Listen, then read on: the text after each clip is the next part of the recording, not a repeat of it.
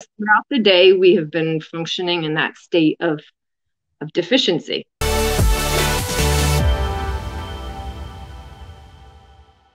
Good morning. I'm coming at you live from my couch because the kids don't have school today. We're going to talk to Dr. Lisa Romanzo about Rett syndrome. And Dr. Lisa's been on with us before. And you'd done a post, gosh, maybe it was a couple weeks ago on Reds. And I was like, I need somebody to talk to moms about this because I think there's so much unawareness that you can overtrain, not get enough nutrition, breastfeeding, all that other stuff. So as soon as I saw that, I think I reached out to you. And you moved from Virginia to California for a little while, so you're up super early. So thank you for coming on. No problem. Yeah, it is. It's such it's an important topic. I started off like it's like, you know what, for a week I'm going to start talking about periods and how important they are. Now Yeah, we need to know more about them. It's who we are. We're women. yeah, We have them. exactly. We're not going anywhere. We and then it snowballed, and then I was like, well, I have to talk about Reds because Yes. it's not talked about, Yeah. partly because it's fairly new and just a lot of people aren't aware that it even exists. Yeah. So maybe that's where we start. It's like what the heck is it and why do moms even care?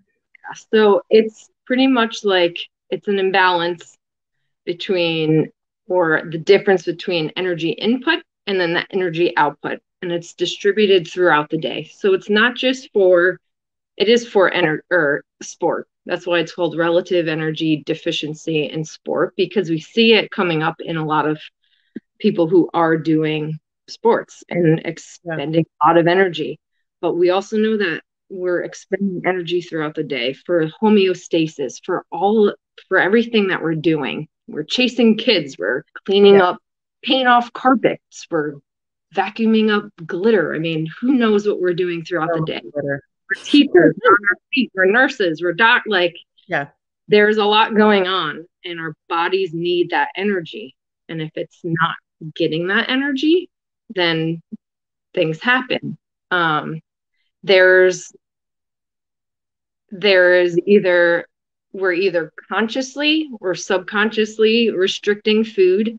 Um, I think the inadvertent restricting of food is just like, Yeah. I'm eating well, I eat it, I eat, I eat. I'm not restricting anything, but I'm just not eating enough.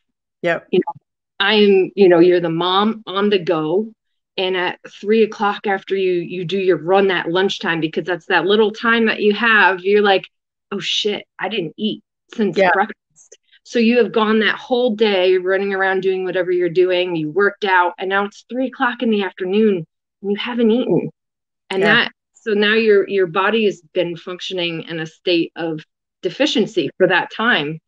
And it's not, we can't just like, we can't make up for it at dinner time, Yeah. because throughout the day we have been functioning in that state of deficiency.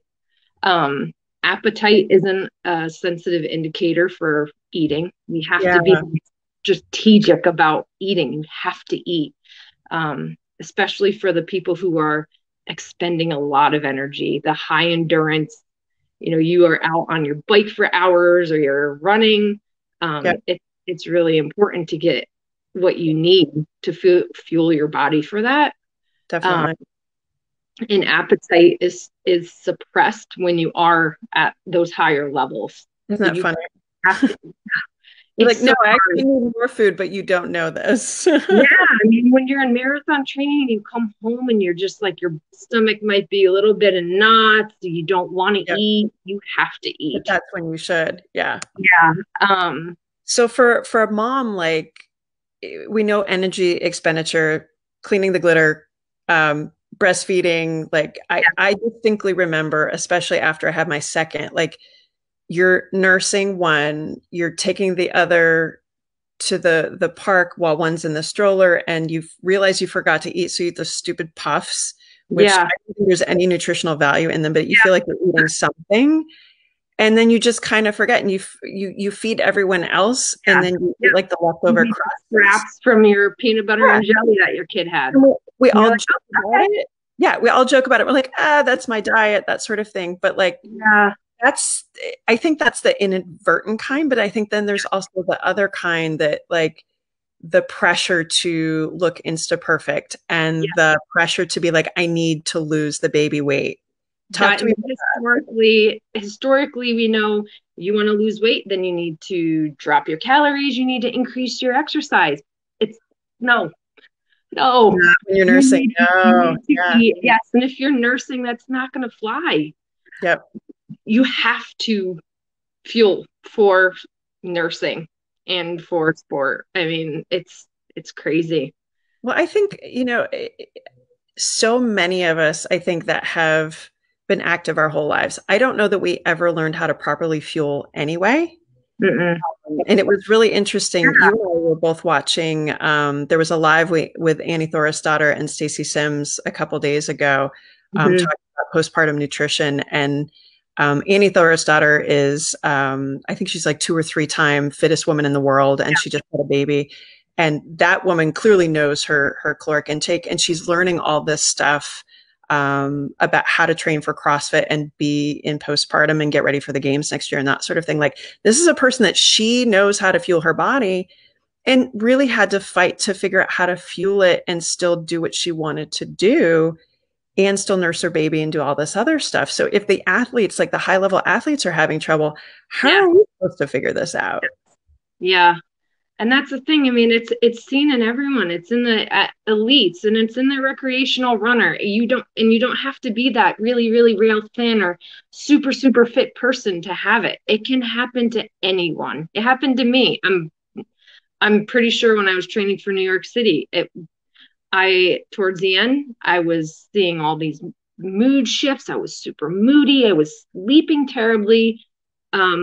And we'll get into it more. My periods were becoming more irregular. They were Yeah. not they weren't like they were before and when I started. And I saw a lot of the signs, but like at that point, either I was ready. The marathon was coming, and yeah, I mean, it can Do you think you noticed it and then just kind of like, oh, I'll get to it? Um, or do you think you noticed it and were like, I'm going to do this marathon come hell or high water and I'll deal with the rest of it later? Like, what do you think your mental process was? well, I mean, I knew it was just like, well, New York's coming, and I was still improving. So that's the other thing. Like, some performance will start to either go down or kind of flat line. You're not really seeing any improvements, even though you're putting in different workouts, and you should be seeing the improvement. You're not. So performance can drop or flatline. But I was still seeing some improvements, and I was like, I'm gonna qualify for Boston. I'm gonna do Oh my, awesome. oh my God, sorry. Attacked by the border terrier. It's that athlete's mindset, I think. Yeah, yeah. Brandon Bottles talks about it a lot. Mhm. And I think even those of us that maybe we did one marathon and finished after that. Yeah, Like it's still there. Like you still think, yeah, well, when can I work out? When can I do this? Like that athlete's mindset, I think is it's so much of a driver and so much of who we are that maybe we don't see these things. yeah. I mean, I think there's also this really just toxic kind of like, you got to be gritty. You got to go and you The got to go mom do stuff. all of this Yeah, stuff. And I don't really think it's serving us. I think yeah, it's putting a lot of really important things, especially about exercise, brushing it under the rug. Like, oh, well, yeah. that's fine. I'm doing really, really good in this, and I get it. I mean, as moms, we need to like, if we're an athlete before we have kids, and then things change, we Yeah, want to grasp and hold on to like that like, identity that we had before very we had much. kids, and it's hard. But I don't know. I mean, I think it's a really important conversation because this is our health, and Well, exercise is so important for us. It's right. literally life saving. Like, it's one of the best things we can do, but when we're not really doing it in the right parameters, like it's Yeah. not good for us. Well, Um, essentially, and this is the thing I think that caught my attention a little bit. And again, like the data on this is primarily in, women that don't have kids. And again, like that's where the data is and the research dollars, to be quite honest. Um, and I think, the simple equation is not enough nutrition in or not the right nutrition in because we're consciously cutting it or we're not aware we're cutting it. You're yep, overspending on your energy because you're working out to either lose weight or find your yep, identity, or like that thing is so important you're not willing to give up. I think the other one is sleep. yes, You're sleep deprived because your kid is up, or I mean, your kids are how old and they're still waking up? Mine are saying, all the time. sleep, Never come know what, on. never know what's gonna Like it's be this waiting for me perverse at 2 in the morning. and I think people don't realize that this can culminate in stress fractures. Like you've got hormone changes, like it can get bad, like to Yes, the point where, you're altering your potential future to do this activity. And I think you mentioned a couple signs like, okay, my period's a little bit off, my mhm, mood's a little bit off. I think that kind of gets swept under the rug a little bit. Like, oh, you're a stressed mom. It's just yeah, stress. And yeah, that's not fair. Like I think we have to kind of stop and recognize that, enough of the stress mom crap, like we got it. We're good. Like, yeah. so where should moms go? Like, I mean, does your regular OBGYN like handle this? Is this more functional medicine? I think that's the biggest question too. Yeah. Who can I you go to that can grapple with this? so we have to do some digging if we Yeah, think this is something that we need help with because it is new. So there's the female athlete triad, and this has all kind of been birthed from that because they right, realized back in just 2007, the um, International Olympic Committee Medical Commission met to talk about all of this stuff, and they realized that this isn't just the girl with um, disordered eating, um, right. irregular menstrual. I mean, it can happen to anyone. It can happen to men. It can happen to anyone. So they rebranded it. So it's very new, but the research is expanding, but it just needs to now also get into the hands of practitioners. And Yeah, that can take a long time unless that practitioner is actually going out to seek that stuff out. right. Um, so, I mean, the sports med doc, they should know. Um, women, I mean, seeking out the help from a registered dietitian who Yeah. specializes in sport so they can help them with the food. I think Um, that key is the specialization. Like you can't just go to a regular weight loss dietitian or just like run of the mill. Like they really need to understand not only sport, but the you've got to increase your caloric intake for breastfeeding, for all this other stuff. So they really have to be able to touch on all those things. yeah. Wow. Yeah. The other thing that is a challenge is definitely also that our women may not notice some things just depending on their contraceptive choices. Yes. Birth control pills, mask. I mean, any synthetic hormone going into your body is going to change the messengers within your body. Yep. And our period is our sixth vital sign. It gives us so much information as to what is on inside Totally. of us, but we're only going to get that if it's natural. Right. Um, And if that's it's like the first thing. I had a and it friend, she was literally like, she was finished up with her C-section, and one of the first things oh, they said is, what birth control do you want? She's like, I was amazed no. with my son. I mean, it was like a revolving door, all the baby docs coming in. What birth control are you going to be on? And I'm No, like, I just enough. pushed my baby out for two Right. hours. I don't want to Not talk about thinking that. about That's that. not on my mind. No, And I, absolutely not. and I took the pill because they were like, well, just take this because it's going to be good. And I was just like, all right, give it to me. I'll fill it. And I never, fortunately, I mean, I started doing research into this myself back then, and I was like, I'm not going to do that. I'm Yeah. not. Um, so because it can mask what's going on inside of us. So people aren't understanding, well, my period's irregular because Right. the period that you get on a birth control pill is a withdrawal bleed. It's not the same as a period someone has if they're not on the pill. Right. Um, I mean, so it's a challenging thing, and historically, it's also been treated by putting people on the pill, which is Exactly. not a fix. It's not a fix. It Yeah. masks what's going on, and then you really have no idea what's going on. You're not getting that feedback anymore.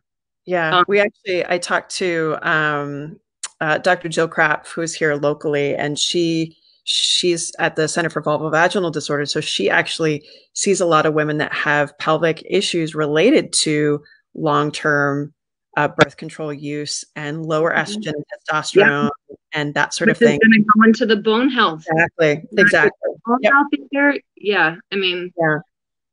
it. It seems so simple, but I think now that, maybe it's our generation that has been on it for most of our adult life. And I'm really curious for the next generation that these kids are being thrown on it in their Yeah, teenage years for painful periods.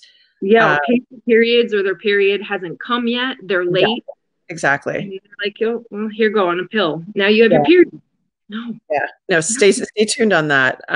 Yeah. So, I mean, hormones, sleep, nutrition, over exercising, not enough, like too much energy expenditure. Like, so the teammates that we're talking about, just to summarize, like it may be your OB, it may be a sports medicine doctor, it may be a nutritionist or dietitian, but they all need to be knowledgeable about sport, have an understanding of variance in breastfeeding kinds of stuff. Like I think that's like the unicorn team. It does need to be I mean, It does when need to be. when it needs to be a team, and unfortunately, our healthcare system, like a lot of doctors, don't We might need talk to do another talk on that one. really like a team approach. In the military, it was really cool because we could have some of that. We Yeah, had teams of doctors, and we would get together and talk about our patients and what we were doing and what they were doing, and it worked. But yeah. in the real in the work, it just doesn't work It's that really way. hard. But I think that also just puts more emphasis on why we women need to understand our bodies and what's going on with them. Yeah, definitely. We And fluent in our own body and what's going on. absolutely. Absolutely. And I'm so appreciative of people like you that are kind of diving into these things and learning and putting out what you're learning for everybody to be able to grapple with it, because otherwise we think we're all alone. And then it's so funny in retrospect, you're like, oh wait, I might have gone through that. Yeah, I'm like, oh shit, that explained a lot, and it is. Yeah. I remember I was it was Halloween, 3 days out, 4 3 4 from New York City, and we were having a party. It was Halloween. I was literally running all over the place the week before the marathon. I should have been home. I should have been resting. I should have been eating. Like, I shouldn't have been running around. I didn't, literally got to our Halloween party and I was like, I didn't eat anything today. And I'm shoving cupcakes and pizza in my mouth. And Yeah. like, it's these little things that we know. Yeah, I don't. We gotta take care of ourselves. Yeah, Well, if you want to find out more and hear more from Dr. Lisa, you can find her on Instagram at Dr. Romanzo Runs. As always, I come to you when I need little extra things, and I appreciate you diving down the Reds rabbit hole with us. I love it. Come back to Virginia. We miss you. I'll be back eventually. Thanks so much.